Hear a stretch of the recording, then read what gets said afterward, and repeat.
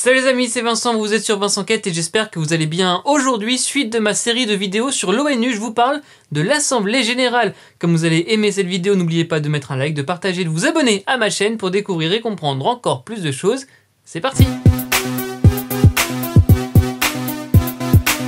C'est le principal organe de l'ONU créé par la Charte des Nations Unies de 1945. Sur son site, il est écrit qu'il s'agit d'un espace de discussion multilatérale unique. En quelques mots, l'Assemblée Générale fixe les grandes lignes de la politique de l'ONU.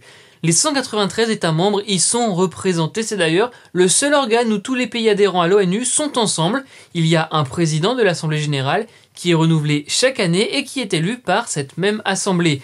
Elle est composée de 6 commissions, vous les voyez à l'image, avec notamment les questions de désarmement, de sécurité, d'économie, des droits de l'homme, de culture ou encore de décolonisation.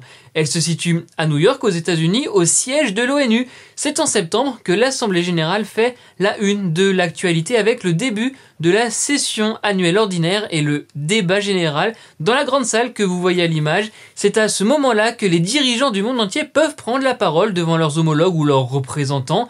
15 minutes, c'est le temps pour aborder la thématique qu'ils souhaitent, enfin 15 minutes s'ils respectent bien la durée. Le Libyen Kadhafi ou le Cubain Castro ont par exemple largement dépassé cette limite sur 2 de leurs discours. Cette année, en 2023, il s'agira de la 78e session et elle débutera le 5 septembre prochain. Alors, quelles sont les thématiques au sein de cette assemblée? C'est assez large car tous les sujets abordés par la Charte des Nations Unies peuvent y être des sujets. C'est en cela qu'elle est le principal organe de l'ONU, mais je peux par exemple vous dire qu'on y traite notamment des droits de l'homme, du développement durable, du dérèglement climatique ou encore de paix et de sécurité. L'Assemblée Générale a aussi un rôle dans la création et l'échangement du droit international. L'Assemblée Générale vote, chaque pays a une voix, il y a 2 systèmes de vote.